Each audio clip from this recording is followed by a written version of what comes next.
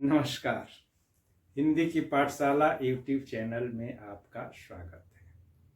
आज का पाठ है भाषा विज्ञान की परिभाषा, भाषा विज्ञान के रूप, प्रकार या भेद एवं भाषा विज्ञान की शाखाएं।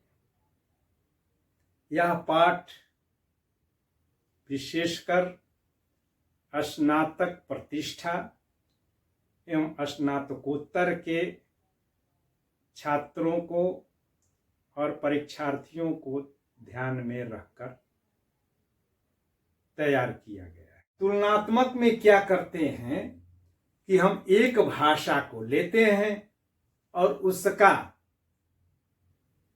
अध्ययन करके दूसरी भाषा के साथ उसकी तुलना करते हैं कि इस भाषा में क्या है और उसके समानांतर जो अध्ययन के लिए दूसरी भाषा रखी गई है उसमें ध्वनि, पद, वाक्य और अर्थ का क्या अंतर है, इसका अध्ययन करते हैं। इसलिए इससे तुलनात्मक भाषा विज्ञान कहते हैं। और अलंकार एक है, तुलना जहां पर की जाती है तो उसको व्यतिरेकी अलंकार कहते हैं। तो उस आधार पर चूंकि यहां भी जो है तुलना हो रही है तो इसलिए इसका एक नाम व्यतिरेकी भाषा विज्ञान भी है। अंग्रेजी में इसको कंपैरेटिव लिंग्विस्टिक्स या लैंग्वेज साइंस कहते हैं। COMPARATIV linguistics. अब वैसे ही तुलनात्मक पद विज्ञान, ध्वनि विज्ञान हो जाएगा, तुलनात्मक वाक्य विज्ञान और तुलनात्मक अर्थ विज्ञान। वैसे ही अब ऐतिहासिक भाषा विज्ञान अब आ गया। अब ऐतिहासिक भाषा विज्ञान में क्या करते हैं कि भाषा, आज हम जो भाषा बोल रहे हैं उस भाषा का अतीत में या इतिहास में रूप क्या था और आज क्या हो गया है। तो चूंकि यह काल क्रम में है, यानी कि एक काल की भाषा का, जैसे अब संस्कृत को और हिंदी का उदाहरण रख सकते हैं। ये हम लोग जानते हैं और कहते भी हैं, हमेशा भाषण में वगैरह में भी जो सुनते हैं कि संस्कृत हिंदी की जननी है या नानी है या दादी परदादी, सब जो है ऐसे संबोधनों से और ऐसे विशेषणों से हम लोग परिचित हैं।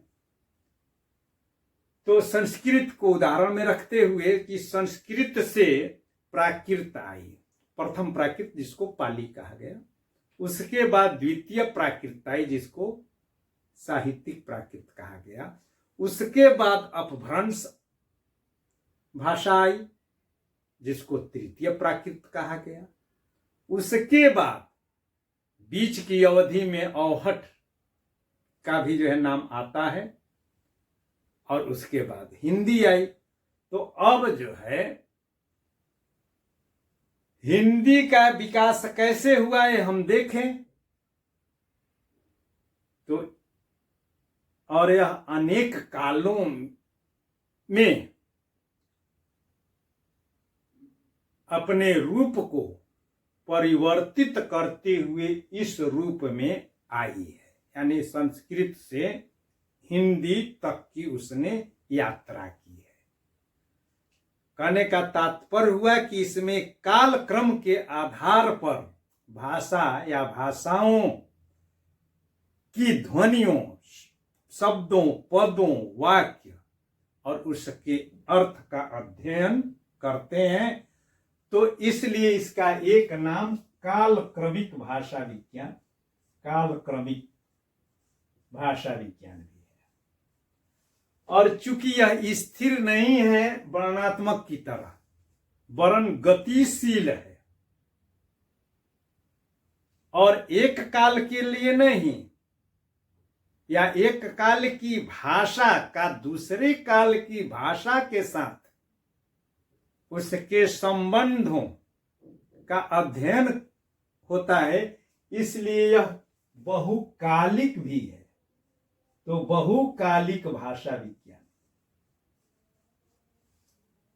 और गतिमान है, इसलिए इसको एक नाम गत्यात्मक भाषा विज्ञान भी कहते हैं।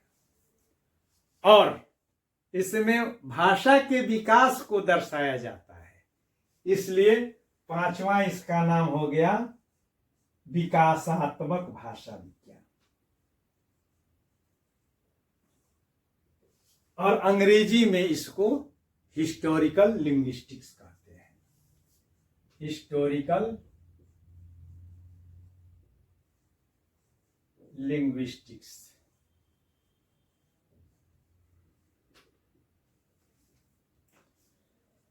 तो हो गया भाषा के अंग के आधार पर ही भाषा विज्ञान का अंग हम लोग बना लिए, और भाषा विज्ञान की परिभाषा भी जान गए, और भाषा विज्ञान की शाखाएं और उन शाखाओं की अनेक उपशाखाएं हो जाएंगी। और हमने देखा, और यहां भी जो है हम लोग कर लें कि वर्णात्मक ध्वनि विज्ञान, इसको एक चार्ट में ही मैं बना देता हूं,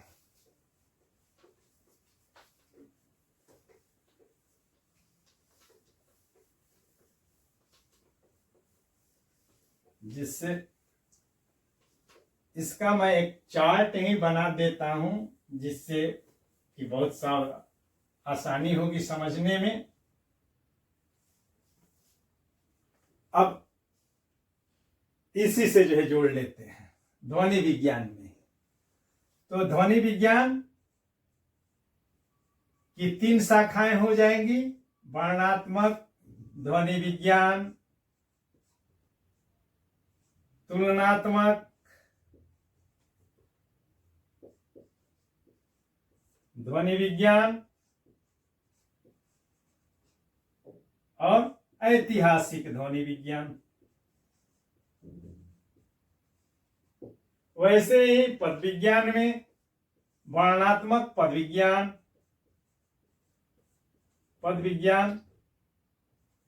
तुलनात्मक पद विज्ञान, ऐतिहासिक पद विज्ञान। वैसे ही इसमें वर्णात्मक वाक्य विज्ञान, तो वर्णात्मक पद विज्ञान,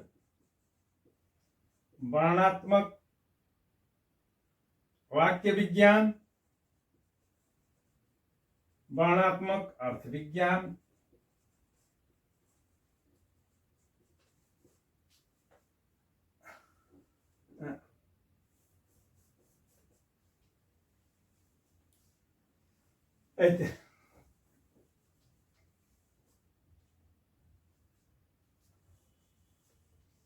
हम इसकी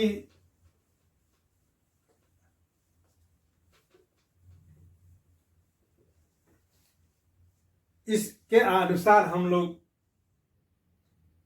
एक सरणी ऐसे बन सकती है, इसको उलट करके भी कर सकते हैं। तो दोनों रूप में मैं दे दूंगा। अब ध्वनि विज्ञान में हमने देखा कि ध्वनियों का अध्ययन किया जाता है। अब ध्वनियों का 3 तरीके से अध्ययन कर सकते हैं। उसका इतिहास हम बता सकते हैं, जैसे हम कहते हैं ना कि री यानी कि दीर्घ री का प्रयोग हम नहीं करते पाते हैं। संस्कृत में 63 वर्ण थे, मगर आज अधिकतम 54 वर्णों का हम प्रयोग कर पाते हैं। लिरी अब स्वर नहीं रहा, आदि हम अध्ययन करते हैं। तो इस तरीके से ध्वनियों का हम 3 प्रकार से अध्ययन कर सकते हैं। एक, उसका जो है इतिहास, फिर उसका विकास, फिर उसकी तुलना। तो 3 रूप हो जाएंगे। ऐतिहासिक ध्वनि विज्ञान, तुलनात्मक ध्वनि विज्ञान और विवरणात्मक या वर्णनात्मक ध्वनि विज्ञान। वैसे ही पद विज्ञान में भी जोड़ते रह जाएंगे।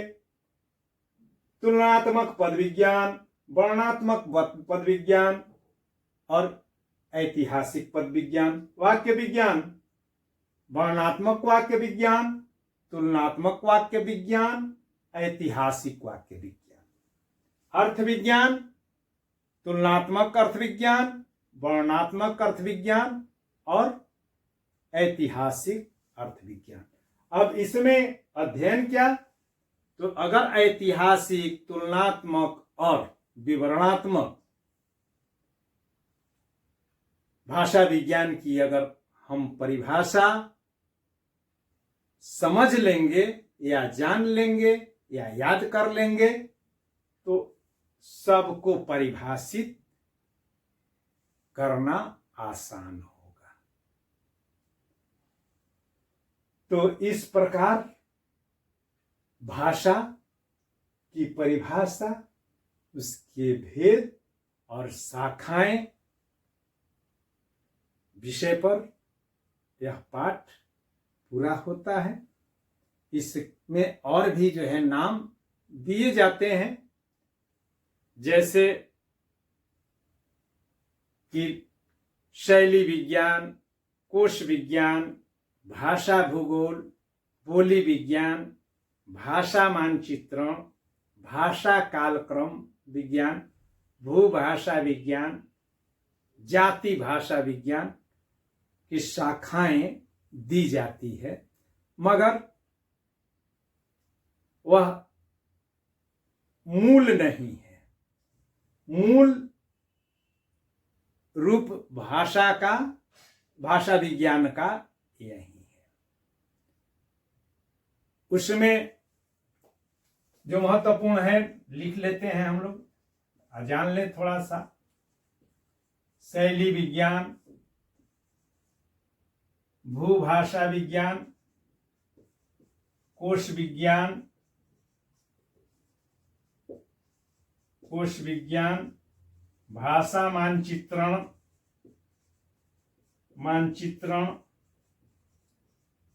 बोली विज्ञान, नाम से ही स्पष्ट हो जा रहा है बोली विज्ञान, यानी कि जिसमें भावों को व्यक्त करने के लिए जो शैली यानी कि जो तौर तरीके हम अपनाते हैं, उसके अध्ययन के लिए जो शाखा, भाषा विज्ञान की शाखा निर्मित की गई या एक अलग भाग या भेद बनाने या बताने की जो चेष्टा भाषा विज्ञानियों ने की है, उसको शैली भाषा विज्ञान कहते हैं।